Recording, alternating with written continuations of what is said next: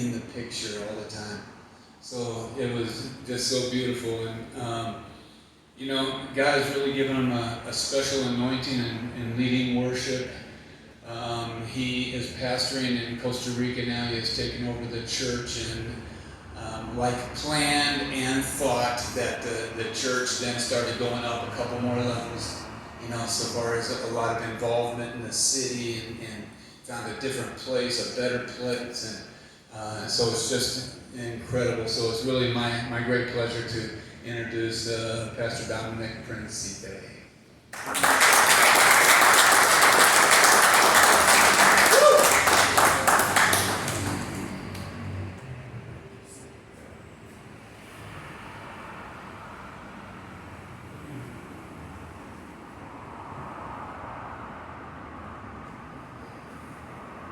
So forgive me, I have the shakes right now, not because I'm nervous, just, I don't know, I'm probably dehydrated or something.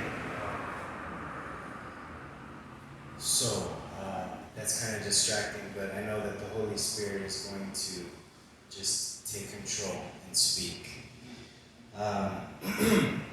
Let's see, before I get into this, it is what Pastor Brent said. It's amazing, really, to have this kind of friendship in the kingdom.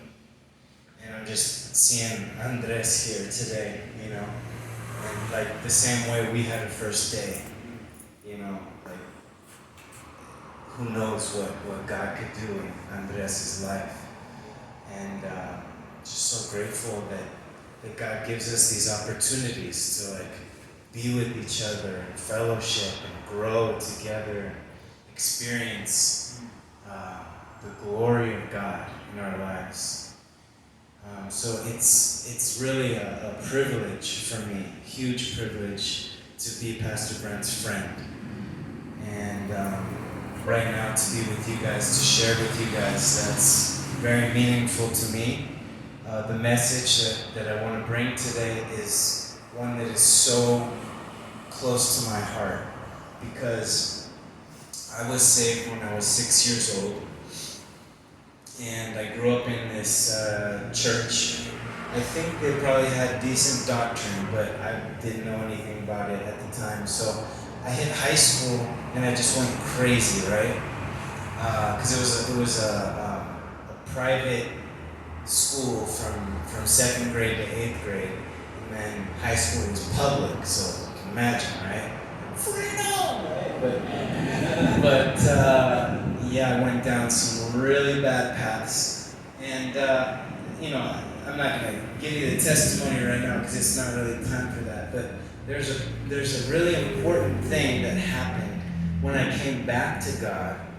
I started going to this church that was teaching that you had to do A, B, C, and D in order for God to approve of you. And so I was put under this slavery, sort of, this bondage for years and years and years. And I thought that this was the way, this is Christianity, that's what I thought. So when I came to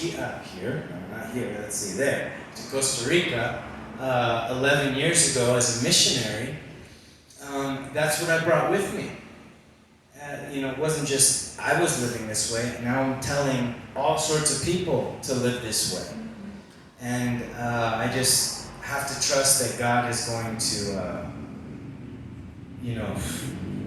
bring people into those people's lives who I screwed up, because I was preaching a ministry of condemnation and death, and I had no idea. And probably hundreds and hundreds of people, who looked up to me because I was like a leader in this church and then a leader in this rehab facility. I taught them I put them all under law, and I thought that was like God's will. And I met Pastor Brent, and this thing started happening in my life. And that's what I want to talk to you guys about today. because we've been evangelizing on the streets every day, sometimes several times in the day. Just raise your hand here if you've evangelized somebody in these days who said, I think I'm going to heaven because I'm pretty good. Yeah. So guess what? All these people need to hear the thing that I heard when I met Pastor Brent. Because they're under a curse. If you would, I'd appreciate it. Pastor Brent, he's really good at teaching homiletics. And I'm really bad at following his teachings. So he always tells me, look, one verse, one thought about the verse, and then one life application. And I just write like 40 verses down and like, all right, now turn to this one, now turn to this one. And he's just like, But I'm not going to do that today, but there are a few that I do want to go to. If you guys would turn with me first to James chapter 1. James chapter 1. You want to use the pulpit and I can move the microphone so you can... Sure. Yeah, thanks. So, verse 21. Am I in James? Yeah. Yes, okay. Oh, you mean just practice this? Fantastic. Thank you. So,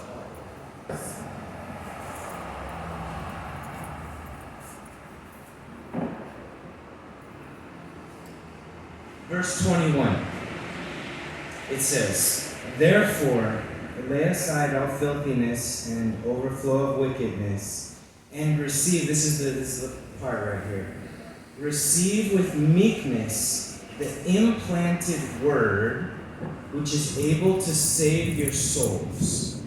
So this is talking about liberation. This is talking about freedom. The implanted word, like when sound doctrine finds a home in your heart and starts to govern your life, you will be liberated. That's what I get when I read it. James 1:21, right? So I want to look at a few verses that, as we look at them, they can allow us